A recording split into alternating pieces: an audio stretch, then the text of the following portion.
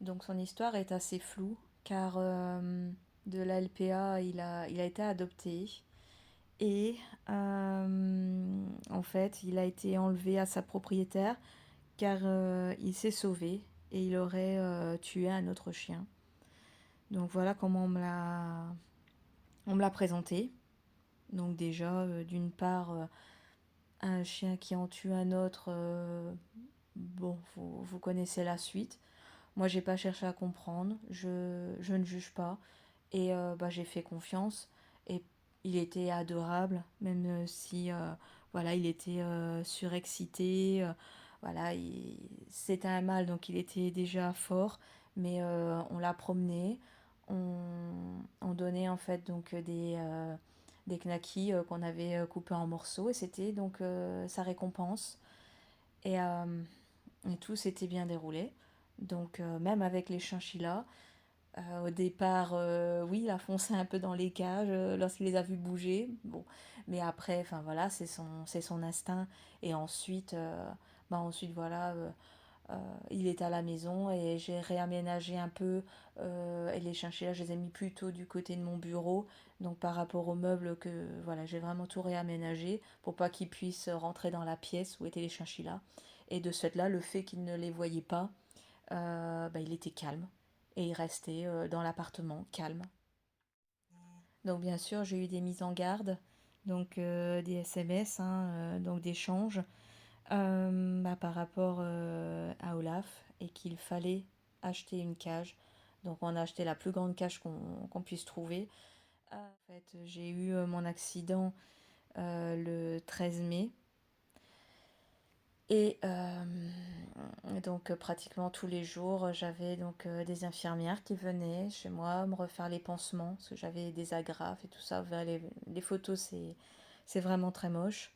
Donc voilà, Olaf, il était calme, mais c'est vrai qu'il impressionnait. Mais dans tous les cas, voilà, donc il était bien chez moi.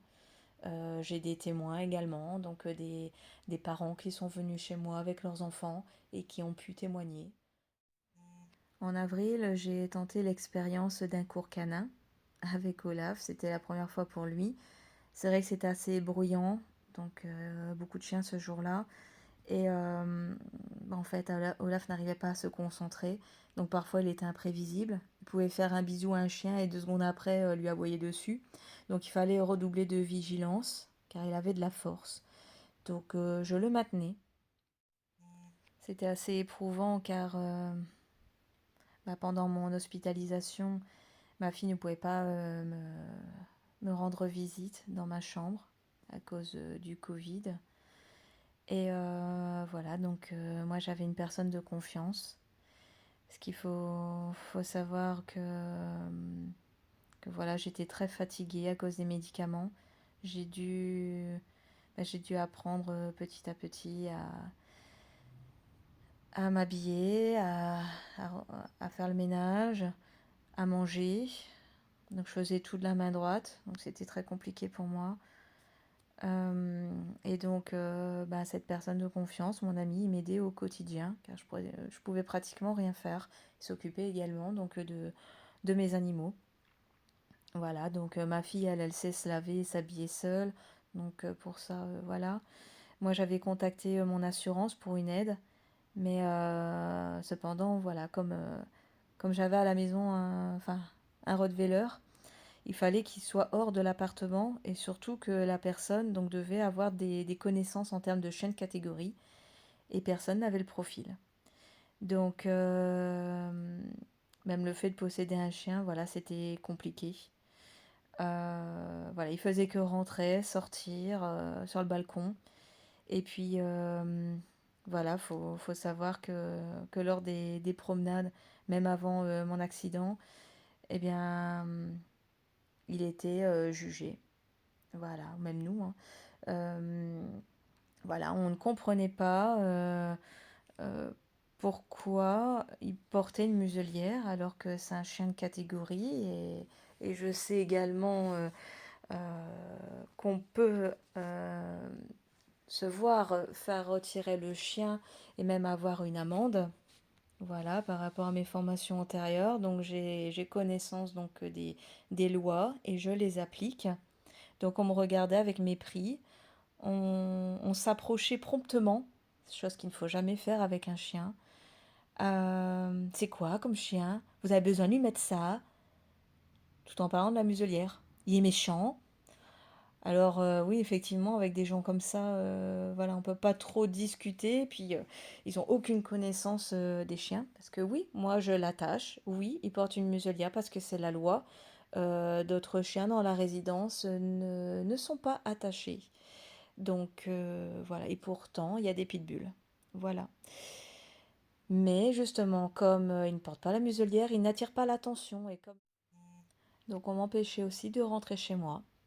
Tout le monde s'agglutinait, voilà, dans le porche, je dirais, dans l'entrée. Et moi, j'étais là avec mon chien et je demandais qu'à passer. Parce que bien entendu, donc il y avait des personnes qui avaient des chiens, ils n'étaient pas attachés. Donc pour ne pas avoir de problème, je demandais poliment à ce qu'ils attachent le chien pour que je puisse passer. Et bah, en fait, on ne m'entendait pas, on ne prêtait pas attention. Donc je restais là, voilà, longtemps. Et bref, voilà, c'est vraiment des situations insupportables. Voilà. Ensuite, j'ai changé mes habitudes. Bien, je me levais vers 5 6 heures du matin, donc bah, avant, avant de me lever officiellement pour aller travailler. Donc voilà, je promenais mon chien, je croisais même le gardien.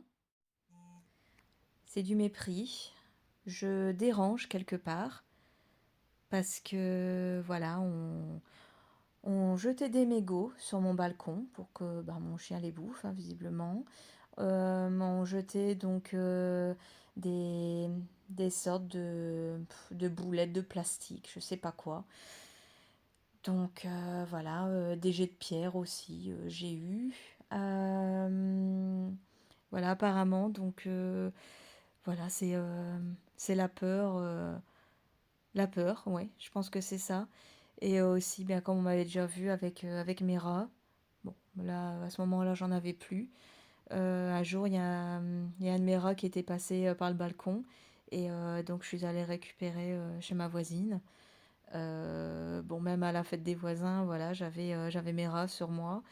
Je les ai présentés, donc on jouait avec eux, et bon, certains, voilà, s'intéresser, ceux qui sont un peu plus ouverts d'esprit, je dirais, malgré que bon, c'était des personnes âgées.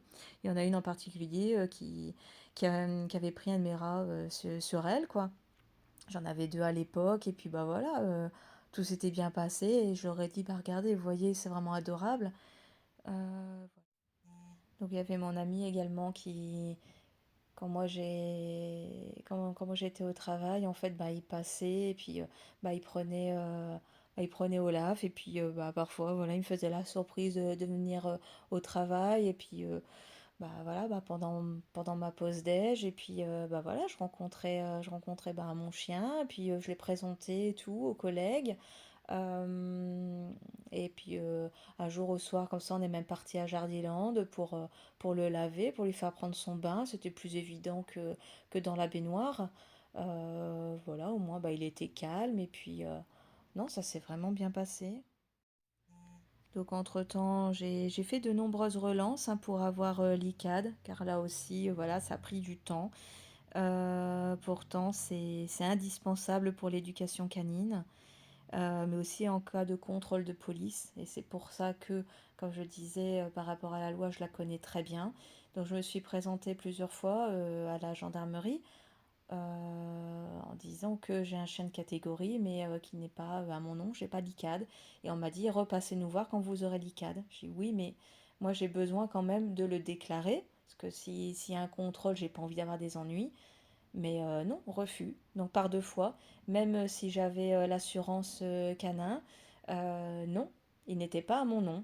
Voilà, donc ça posait problème dans plusieurs sens, dans plusieurs cas de figure.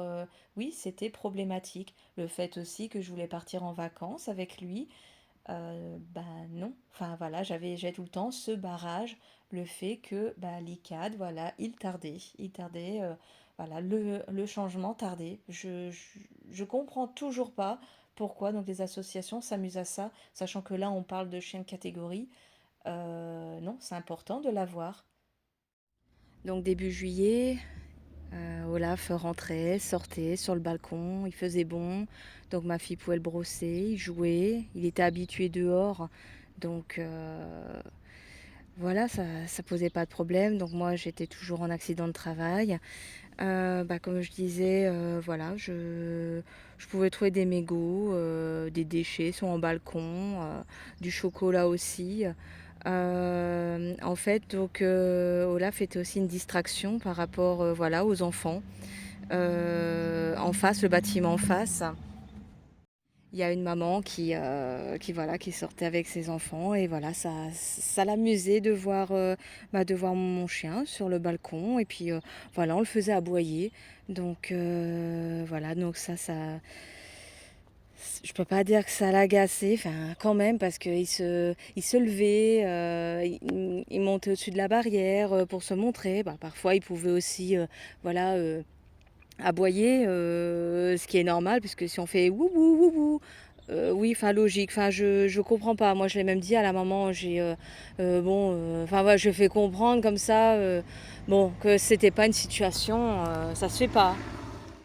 Donc Olaf avait ses jouets et aussi, enfin voilà, il m'a même cassé un balai Swiffer. Donc il y avait un bâton en plastique avec lequel il pouvait jouer. Et voilà, donc bah, ce bâton, en fait, il traînait sur le balcon, voilà, parce que mon chien le rentrait, il le sortait, voilà quoi. Je mets des photos, on le voit aussi au-dessus de sa cage à l'intérieur de l'appartement. Donc bon. Et un jour, bah même, il a même pris un jouet à ma fille.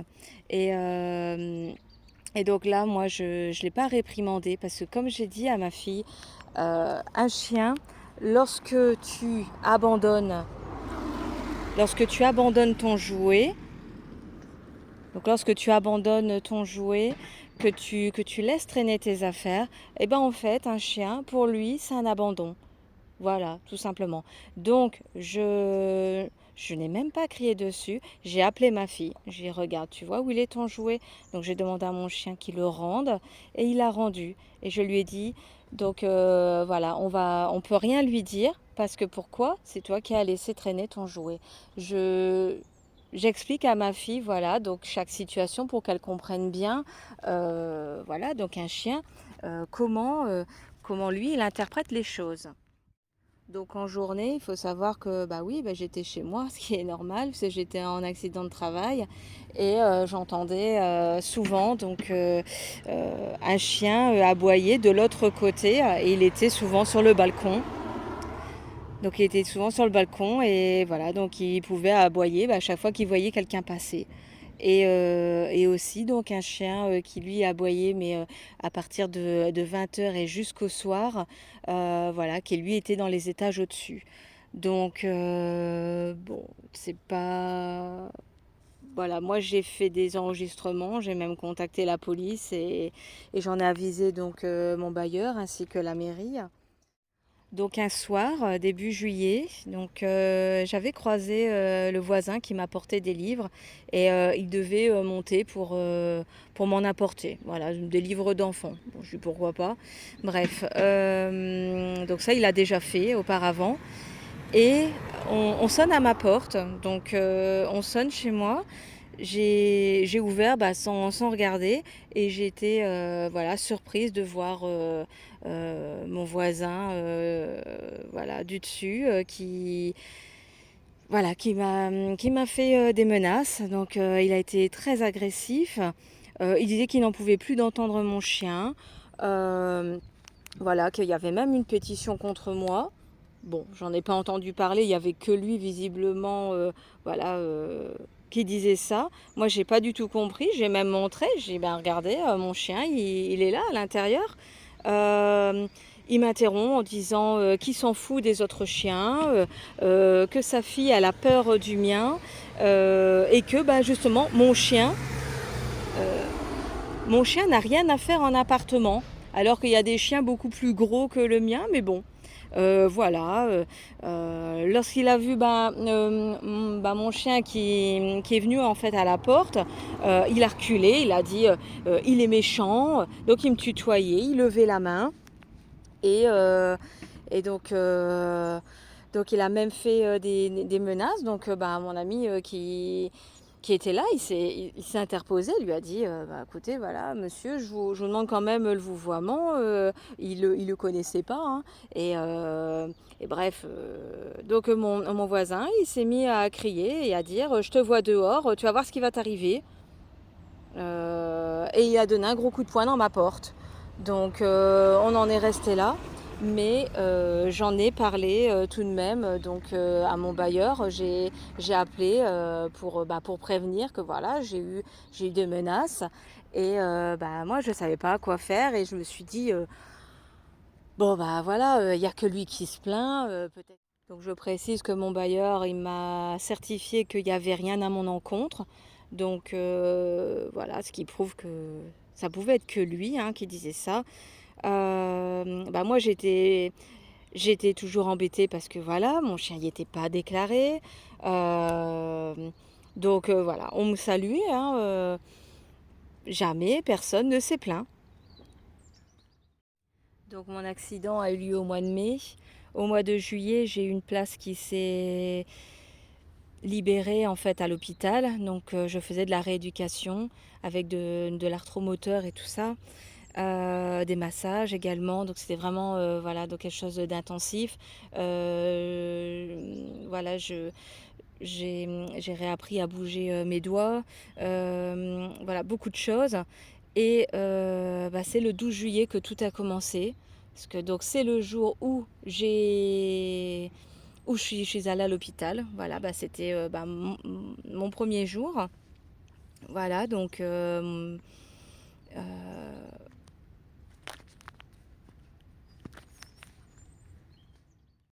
donc j'ai déposé ma fille donc au centre de loisirs et je suis partie. Voilà, donc mon ami est venu me chercher pour me conduire à l'hôpital et ensuite donc lui il est retourné à l'appartement. Donc mon ami est parti chez moi ensuite après m'avoir déposé. Il est resté avec les animaux. Euh, il a donné à manger à Olaf. Et puis comme il faisait beau, voilà, donc il a laissé dehors, il a joué avec, il a même arrosé. Donc moi, j'étais en train de faire ma rééducation et, euh, et voilà, donc il était chez moi, je l'ai appelé en même temps. Ensuite, eh bien, il avait rendez-vous en fait avec un employeur et il devait faire des courses, hein, pour lui et un peu pour moi. Voilà. Donc, il ne savait pas pour combien de temps j'en avais, puisque effectivement c'était mon premier jour. Donc, voilà, donc moi donc, j'ai vu différents médecins, j'ai été dans différents services, j'ai fait ma première séance de rééducation. Ensuite, je suis partie au centre de loisirs récupérer ma fille. Donc, j'étais à pied, j'étais seule. Et lorsque je suis revenue, eh bien arrivée près de mon immeuble, j'aperçois une femme sur le trottoir qui semble s'avancer vers moi. Je ne l'ai jamais vue. Et elle m'a dit c'est vous qui habitez là Donc j'ai répondu étonnée que oui. Et elle m'a dit que mon chien est en train de mourir. Donc j'ai continué ma route. Je me suis un peu empressée parce que je ne pouvais pas courir. Après voilà, j'étais aussi avec ma fille. Donc bon, j'ai dit mais qu'est-ce qui se passe? Voilà, j'ai pas tout compris sur le coup. Puis en plus qu'on vient comme ça sur moi m'agresser. Bon, moi j'ai pas l'habitude de ce genre de comportement. Là, je vois un attroupement sur mon parking. Euh, voilà, du bâtiment en face et deux gendarmes qui se trouvent sur mon balcon.